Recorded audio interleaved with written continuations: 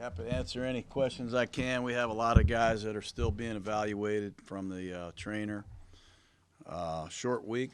Got a lot of respect for the Chargers, seeing what they did yesterday against the Packers. So it'll be a real challenge in a short week. No. He's getting an MRI, and those MRIs take a while, so we'll have to wait until a little bit later this afternoon to find out. But David Sharp did a good job, and hopefully we have Trent. If not, we'll have to go with David Sharp, who's played quite well in the games that he's been in. Was Rodney close at all to playing yesterday? And what do you think? I don't know that he was close. He gave it everything he could. Don't know his status for this game either. Cross my fingers. We'll try to update it here as the week unfolds, but he just couldn't push off it, and I'll leave it at that. What's Worley's injury? Who's? Worley? Worley strained his Achilles. He's getting an MRI also, so we're optimistic, but you never know until you get the MRI read by a trained technician. Did you like the timeout in 4th and 1? Was that something you wanted to happen? Or what was...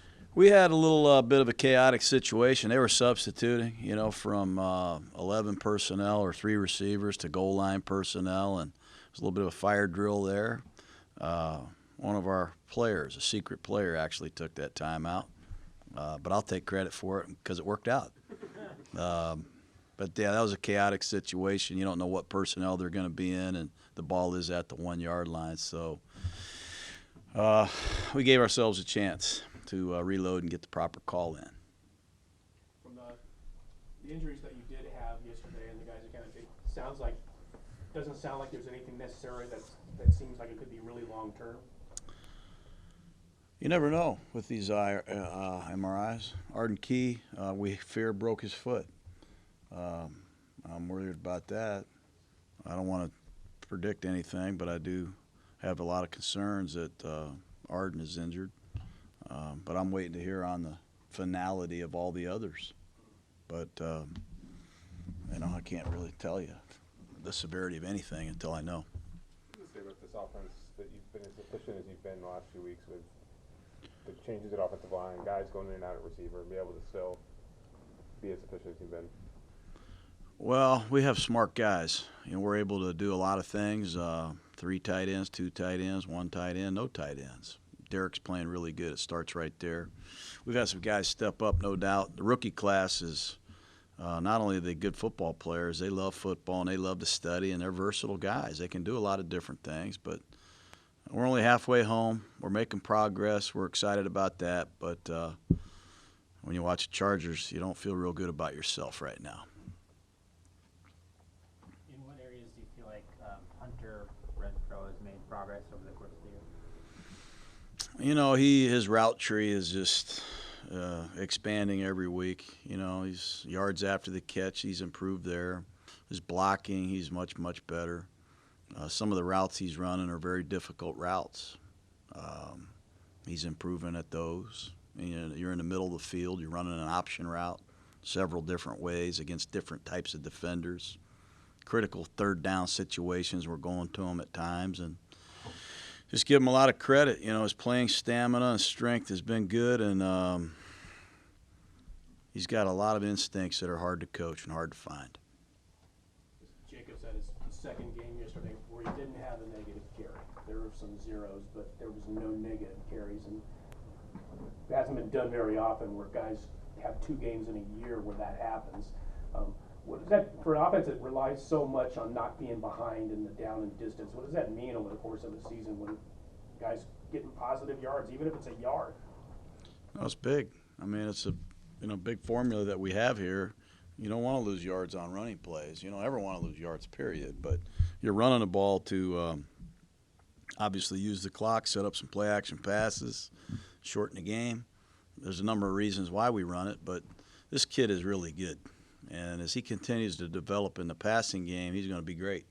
And I think one of the best. But he makes a lot of hard yards, tough 3, tough 4-yard gains. and he's elusive, he's powerful, and he's an Oakland Raider. We're happy about that. What's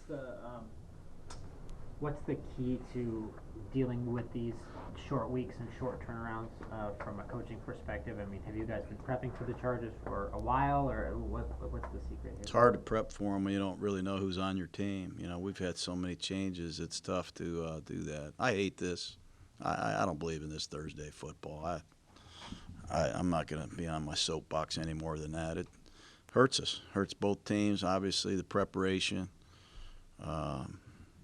We take a lot of pride in getting our guys ready to play. We need a little time to do that, but a lot of people disagree with me, obviously. So it'll be a challenge. Where is Derek taking the biggest strides, you think, this year? You know, I think he's a coach on the field instead of a player on the field. You know, he learned in a new offense last year. He was playing, and we had 2 rookie tackles. We had a lot of issues, a lot of injuries, a lot of problems last year. I don't want to reiterate those, but he was playing the best he could play, and he played pretty good. But now he's coaching. You know, he sees it before it happens. He's as good a coach as we have on our staff. And he's really a heady player, and he's got incredible arm talent. We know that. But I think his ownership of the offense, his leadership, his coach on the field, demeanor is really important to us with this young group that we have. He made some plays yesterday scrambling, too, that are signature plays, things that we've been, you know, really coaching and prodding him on, and he's really responding to the things that we want him to do. The touchdown to Renfro, the bad snap, you know, getting out of trouble and throwing that ball away, saved us 3 points there. Doing a lot of things at a high level that I don't want to say too much more about. What's the plan for Isaiah Johnson? We activated him. He'll be hopefully up playing. We released Brandon Marshall, hard thing to do, linebacker, to make room for Isaiah. Another young corner, like we said a couple weeks ago when we made the trade. We'd like to see Isaiah play the second half of the season and see him develop. Another pass interference challenge that didn't go your way. At some point, do you reassess, like, if things aren't getting overturned, that whether the challenges are worth it there, or do you still, how do you approach that? 'Cause it doesn't seem like a lot of them are getting overturned around the league. Yeah, I don't understand the whole instant replay formula. I hate it. I'm not going to get fined here today, but I don't understand it. You know, I thought that's pass interference. We had a guy upstairs that works for us that is wore the white hat in the Super Bowl 3 times. He's told me it's pass interference. We had an offensive pass interference in Green Bay. There's no way it's offensive pass interference. So we're challenging things that we think are plays that are going to be overturned, and we're going to trust the process. So far, I've been given the Heisman. I've been stiff-armed. I'm 0 for 27, I think. But when I listen to people tell me they're going to overturn a call because it's a wrong call, I believe in the process, and I still believe. It's been a while since you guys got to play the Coliseum. How would you describe the atmosphere there? Yeah. It was great. Yeah, it was great to be home in the Coliseum and see the fans, and you know, it's just a special place to me.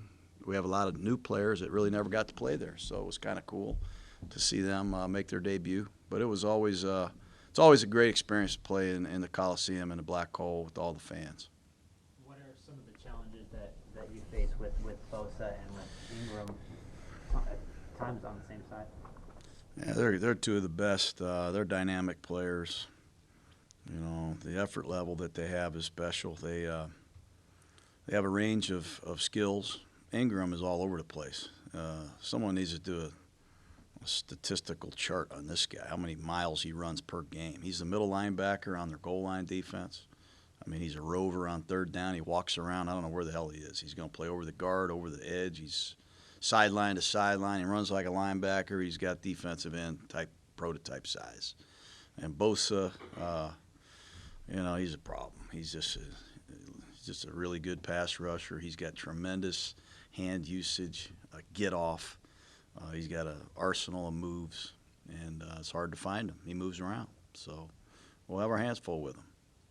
Yeah, NFL hit Crosby with like 2 more fines last week. He got another penalty this week, and you talked about how his effort level is such that you just don't want to curb that. Is there any kind of area at all where he needs to tone it back, or is he? We're looking into the fines, to see if we agree and whether we appeal those fines. John Runyon is in charge of that, and we're trying to play within the rules. We've had too many penalties. I'll say it like that. We've got too many penalties. I don't want to make any excuses. I got to do a lot better job. We have to do a better job as a team eliminating penalties, and if we do that, we'll eliminate the fines. But some of these fines, we'll not always agree with, and we'll have to appeal them, and we'll have a grievance hearing of some kind, I would think. But Max has got to use better etiquette at times and common sense. But we don't want to harness his energy, that's for sure. That's what's going to make him a great player. What's the biggest challenge Philip Rivers presents?